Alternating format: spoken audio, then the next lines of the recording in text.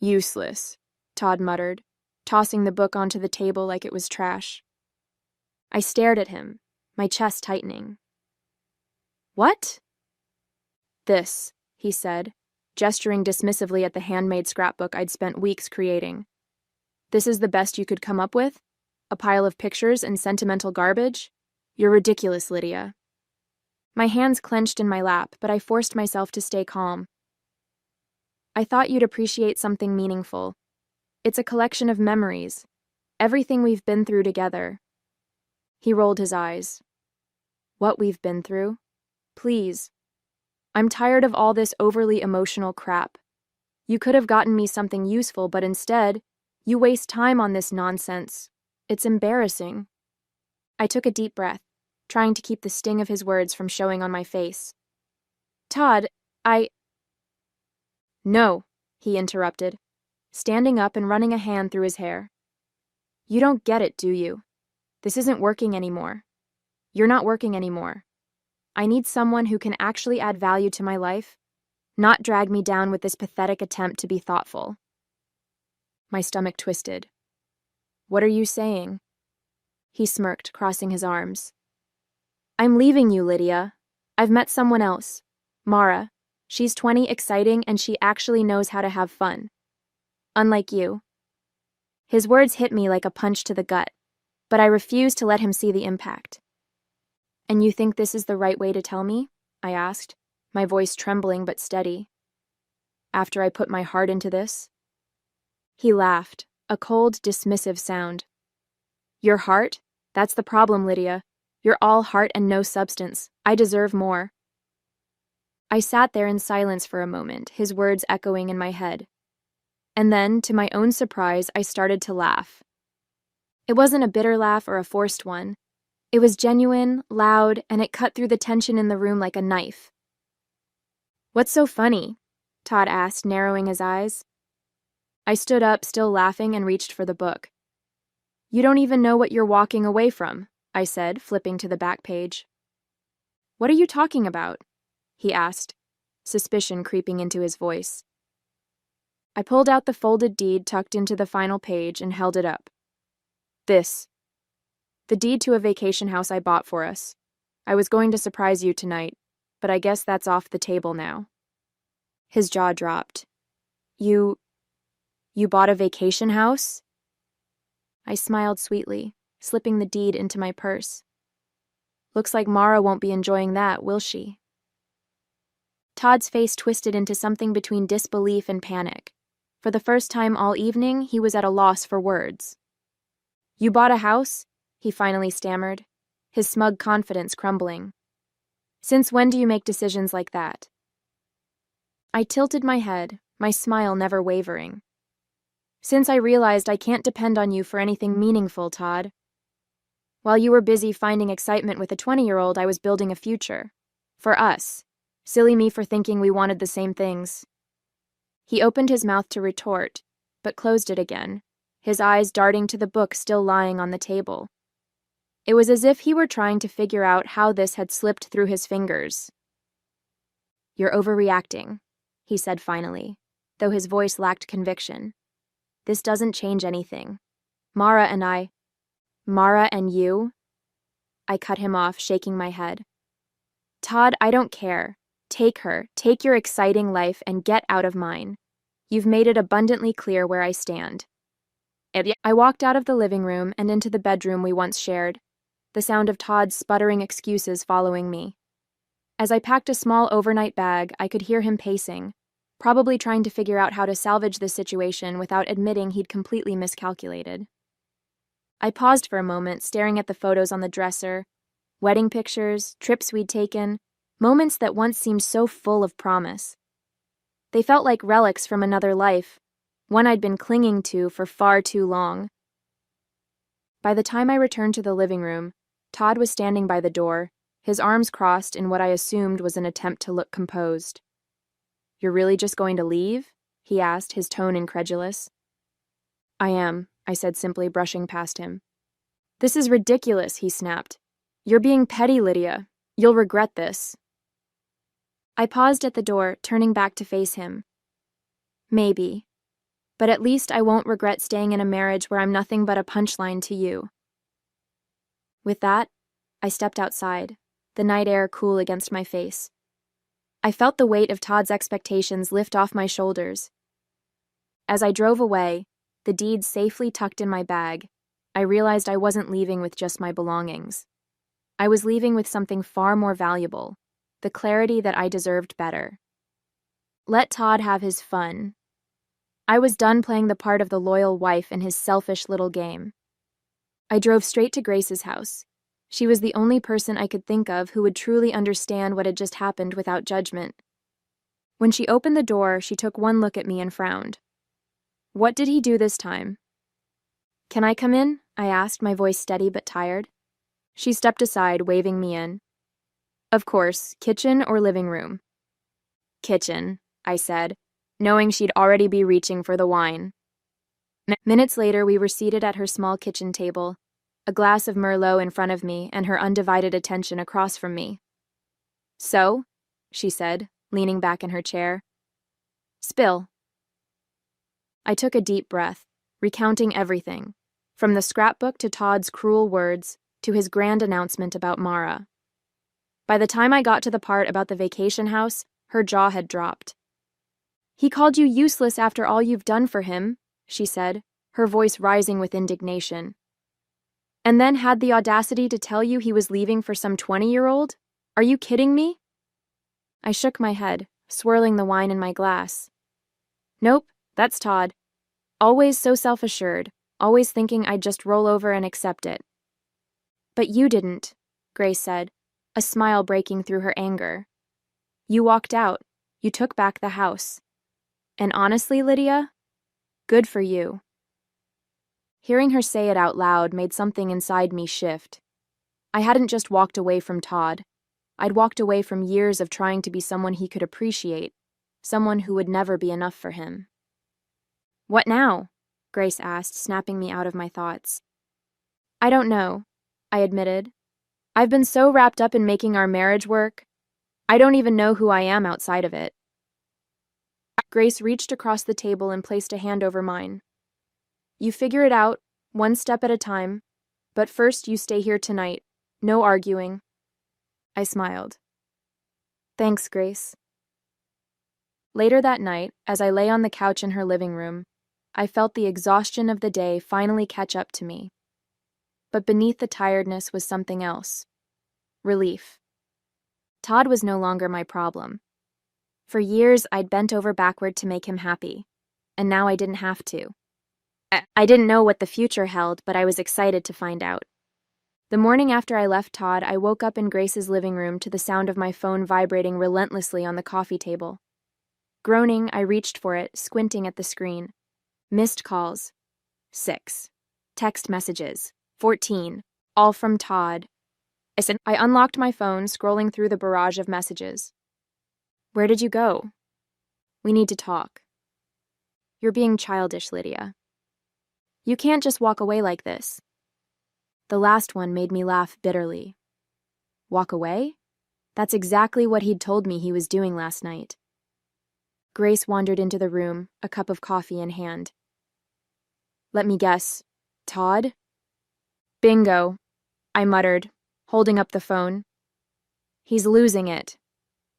Well, what did he expect? She said, setting the coffee down in front of me. You don't get to treat someone like garbage and then act shocked when they stop putting up with it. I nodded, sipping the coffee. He's not used to consequences. He's always gotten away with everything, his arrogance, his selfishness. But this time he's not getting what he wants. Damn right he's not, Grace said, a satisfied grin on her face. Later that day I received another text, but this one caught my attention. I'll come by the house later, we need to sort this out. My house. He was still acting like it was his, like he had any right to come and go as he pleased. I thought about replying, telling him to stay away, but then I remembered something Grace had said the night before. Let him stew in it for a while. Instead, I ignored the text and spent the day with Grace, helping her with errands and catching up on parts of my life I'd neglected for years. By the time I returned to my house that evening, Todd's car was already parked in the driveway. I parked on the street, taking a deep breath before walking up to the door. He was pacing in the living room when I walked in, his expression a mix of anger and desperation.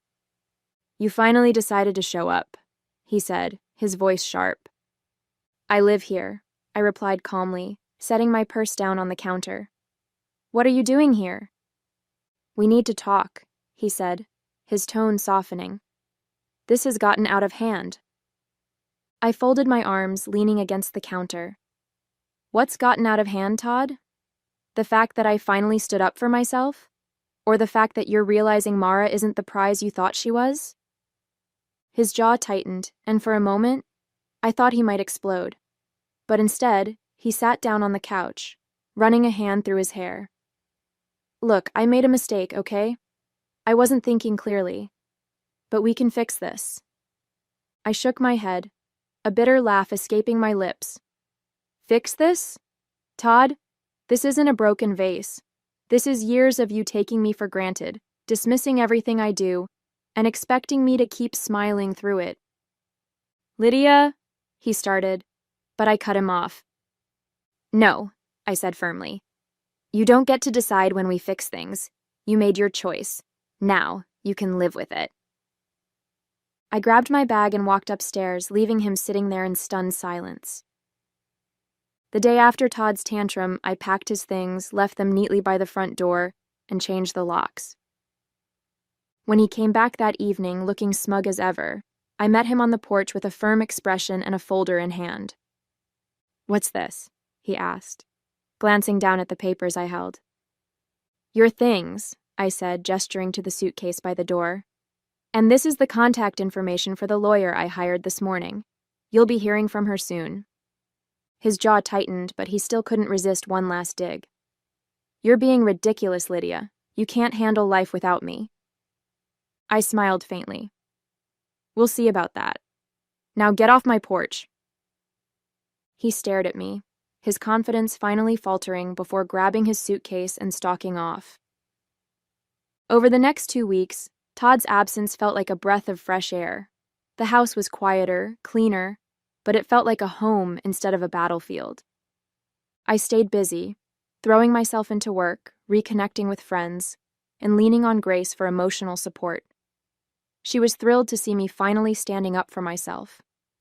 "Good riddance," she'd said when I told her I'd kicked Todd out. "He was a leech, Lydia. You're better off without him." I knew she was right, but there were moments, quiet ones, usually late at night, when doubt crept in. Had I really done the right thing? What if I ended up regretting it? Those thoughts didn't last long, though, especially not after I got the call from Todd. "Lydia," he said, his voice tight with frustration. "We need to talk." I sighed, already tired of the conversation before it began. "What do you want, Todd?" "It's Mara," he said, bitterness dripping from every word. "She's gone." The corner of my mouth twitched. "Is that so?" "She laughed at me," he spat, the words coming out in a rush. "She said I was pathetic, said I threw away the only good thing I had going for me. She couldn't believe I let you keep the house." Now I was smiling outright. "Ah, the house. I'm sure that stung." "She said I was an idiot," he continued, ignoring my sarcasm. "A complete loser for losing everything you'd worked for." And then she walked out. It was almost too satisfying to hear. The man who dismissed me, belittled me, and thought he could replace me with someone younger was finally facing the consequences of his actions. "And now you're calling me because—" I asked, my tone cool. "Because I made a mistake," he said, his voice dropping. "A huge mistake. Can we talk? Please?" I shook my head, even though he couldn't see me. "No, Todd. We have nothing to talk about. You made your bed. Now you can lie in it." Before he could respond, I hung up, letting the silence settle around me like a warm blanket. That night, as I sat on the couch with a cup of tea, I felt a deep sense of relief. Todd's life was unraveling, but for the first time, it wasn't my problem. I had my life back, and I wasn't looking back. The divorce process moved faster than I'd anticipated. My lawyer helped me organize my finances, document everything, and ensure that I'd be protected. Now, as I sat in her office reviewing the finalized paperwork, I felt a strange mix of emotions: relief, closure, and a lingering twinge of disbelief that this chapter of my life was finally ending. "Everything looks solid," my lawyer said, flipping through the pages. "Todd doesn't have much leverage here, especially since he hasn't contested anything.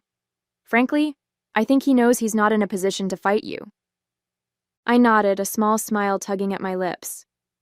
"I think he's finally realized I'm not the pushover he thought I was." She chuckled. "I'd say you've made that very clear." As I left her office that afternoon, a weight I hadn't realized I was carrying seemed to lift. The paperwork was filed, my finances were secure, and Todd was officially out of my life, on paper and in reality. The timing couldn't have been more perfect. That same evening, Grace came over with a bottle of wine and her usual flair for celebrating my victories. "To Lydia," she said, raising her glass, "the woman who finally kicked Todd to the curb and reclaimed her life." I laughed, clinking my glass against hers. "To Grace, the friend who never once said, 'I told you so.'" "Not yet, anyway," she teased, taking a sip. As the night went on, we talked about everything: my plans for the future, her latest escapades, and of course, Todd's dramatic fall from grace. "So," Grace said, leaning back on the couch with a smirk, "do you think he's still crying over Mara?" "Probably," I replied, grinning. "But it's not like he has much else going for him. No wife, no house, no mistress. Honestly, I almost feel bad for him." "Almost," Grace said, laughing. That night, after Grace left, I sat alone in the quiet of my home, reflecting on everything that had happened. The old me, the one who bent over backward to keep Todd happy, who worried endlessly about his approval, felt like a distant memory. This new version of myself, the one who could laugh at his downfall and find joy in reclaiming my life, was here to stay. Todd had underestimated me, but I hadn't. I felt like I was exactly where I was meant to be. The weeks after the divorce were a whirlwind of change, but the chaos felt like mine to control. Without Todd's shadow looming over every decision, I found myself rediscovering the pieces of me that had been buried under years of his criticism and demands. It wasn't just about rebuilding, it was about thriving. One of the first things I did was visit the vacation house. For so long, it had been this abstract symbol of hope, a promise of something better for our future. But now, it was mine, completely untethered from Todd or his arrogance. When I pulled up to the property, nestled against the backdrop of a serene lake and surrounded by towering pines, I felt a rush of pride. I'd done this. I'd made this dream a reality. Not for Todd, not for us, but for me. Inside, the house was everything I'd imagined: cozy but spacious, with large windows that framed the picturesque view. I spent the weekend there alone, unpacking boxes, arranging furniture, and savoring the peace that came with knowing I no longer had to share it with someone who didn't value me. Grace came to visit the following weekend, bringing her usual brand of contagious energy. "This place is amazing," she said, spinning in a slow circle in the living room. "How did you keep this a secret for so long?" "I don't know," I admitted, laughing. "I think I wanted it to be perfect before I shared it with anyone. And honestly, part of me was afraid Todd would ruin it." "Well, it's perfect now," she said, plopping onto the couch. "And you deserve every bit of it." I smiled, feeling a warmth that had nothing to do with the sunlight streaming through the windows. I felt like I truly deserved something good. As the weeks turned into months, I started to fill my life with things I'd put on hold for too long. I took up photography again, spending hours capturing the beauty of the lake and the surrounding woods. I joined a local book club, something Todd had always scoffed at as a waste of time. And I started traveling, not for work, not to meet anyone's expectations, but simply because I wanted to. Each new experience felt like a small rebellion against the version of myself I'd been with Todd. I wasn't just living, I was thriving. One evening, as I sat on the deck of the vacation house with a glass of wine in hand, I thought about the life I'd left behind. There was no anger anymore, no bitterness, just gratitude for the lessons I'd learned and the freedom I'd gained. A few months after the divorce was finalized, life felt like it had finally settled into a new rhythm. The vacation house became my sanctuary, a place where I could be alone with my thoughts or invite friends over to share the peace I'd found. Grace visited often, usually with a bottle of wine and stories about her latest adventures. "You've completely transformed, you know that?" she said one evening as we sat by the fire pit overlooking the lake. I looked at her, raising an eyebrow. "Transformed how?" Grace grinned. "The old Lydia?" She would have been fussing over everyone else's comfort, worried about whether the cushions were fluffed or the glasses were filled. "This Lydia?" She gestured at me, sitting in sweatpants with a cozy blanket wrapped around my shoulders. "She's relaxed, happy, and not giving a damn about what anyone thinks." I laughed, sipping my wine. I guess I've realized I can only control my own happiness. Trying to make Todd happy was like pouring water into a bucket with a hole in it. It was never enough. Those lessons extended beyond the house, too. I started freelancing, something I'd always wanted to do but never pursued, because Todd thought it was too unstable. Now my schedule was my own, and the freedom was exhilarating. One of my clients, a design firm, invited me to lead a workshop for their team. The experience reignited a confidence in me I hadn't felt in years. "Why haven't you started your own business?" the CEO asked after the workshop. The question lingered in my mind long after I left the meeting. Why hadn't I? A few weeks later, I started laying the groundwork for my own consulting firm. It was terrifying, but for the first time, I wasn't holding myself back out of fear of failure, or worse, Todd's disapproval. Grace cheered me on every step of the way, even helping me come up with a name for the business. "Phoenix Consulting," she suggested, her eyes sparkling with excitement. "Because you've risen from the ashes like the badass you are." I rolled my eyes, but I couldn't help smiling. Phoenix Consulting it is. As I poured myself into building the business, I felt a sense of purpose that had been missing for years. Every small win, a new client, a glowing review, a successful project, was a reminder of how far I'd come. And for every win, there was a quiet moment of gratitude. Gratitude for the strength I'd found, for the friends who'd supported me, and for the chance to rebuild my life on my own terms.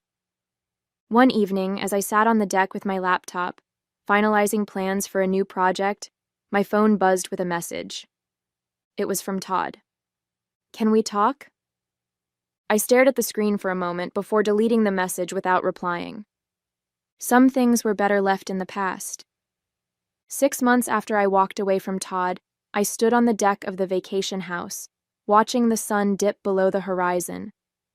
The lake shimmered with hues of orange and pink, the kind of view that used to feel like a luxury but now felt like a promise I'd made to myself, and kept. I had built a life I was proud of. Phoenix Consulting was thriving, far beyond what I'd imagined when I started. The freedom to choose my clients, my hours, and my projects made me feel alive in ways I hadn't felt in years. Grace visited that evening, as she often did, carrying a box of pastries from a local bakery. "You know, I never thought I'd say this," she said, setting the box on the table, "but I think Todd did you a favor." I laughed, pouring us both a glass of wine. "You're not wrong. If he hadn't been such a jerk, I might still be stuck trying to make him happy." She raised her glass. "To Todd, the world's most clueless man, for setting you free." We clinked glasses, laughing, but her words stayed with me long after she left. I'd been so focused on moving forward that I hadn't stopped to reflect on just how much had changed. The timid version of myself who constantly sought Todd's approval felt like a stranger now. This new life wasn't just about escaping a bad marriage. It was about rediscovering who I was, what I wanted, and what made me happy. And I felt like I knew the answers. As the stars began to dot the sky, I grabbed a notebook and pen, jotting down ideas for the future. A new marketing strategy for Phoenix Consulting, A list of places I wanted to travel to next. Goals I hadn't dared to dream of until now. Later, as I closed the notebook and looked out at the lake, I realized something. I wasn't just free from Todd's expectations. I was free from my own doubts, the ones that had kept me small and scared for so long. A month later, I received an email from one of my new clients. The subject line read, "Keynote Opportunity." Curious, I opened it and scanned the message. They wanted me to speak at an upcoming industry conference about my journey as an entrepreneur, highlighting the success of Phoenix Consulting. For a moment, I hesitated. Public speaking had never been my strong suit. Todd had often mocked me for fumbling over my words during casual conversations, let alone something as formal as a keynote speech. But this time, his voice didn't matter. I hit reply and typed, "I'd be honored to participate." Preparing for the keynote became a new focus, and with Grace's encouragement, I poured my energy into crafting a speech that felt authentic. "Don't sugarcoat anything," Grace advised. "Tell your story the way it is. Failures, triumphs, all of it. That's what people connect with." And that's exactly what I did. The day of the conference arrived, and as I stood backstage waiting for my turn to speak, I felt a familiar mix of nerves and excitement. When the host introduced me, I walked onto the stage to polite applause. Taking a deep breath, I began. "My name is Lydia, and a year ago I never would have imagined standing here. Back then, my life revolved around trying to meet the expectations of someone who didn't believe in me. But today, I'm here because I chose to believe in myself." As I spoke, sharing the story of how Phoenix Consulting was born from a place of rediscovery, I noticed heads nodding in the audience. People were leaning in, smiling, and even jotting down notes. I felt like my voice mattered, not just to me, but to others. After the speech, several attendees approached me to share their own stories of struggle and resilience. "You inspired me today," one woman said, her eyes bright with emotion. "Thank you for reminding me it's never too late to start over." Her words stayed with me as I left the conference, feeling more empowered than ever. That evening, as I sat on the deck of the vacation house, I thought about everything that had led me here. The heartbreak, the betrayal, the doubts. It had all been part of the journey. Todd was a distant memory now, his texts and calls long ignored. Mara had been right. He was a loser. But I didn't need validation from her, him, or anyone else. I had built a life I loved, one step at a time, and it was just getting started. This was my story now, and I was writing every word.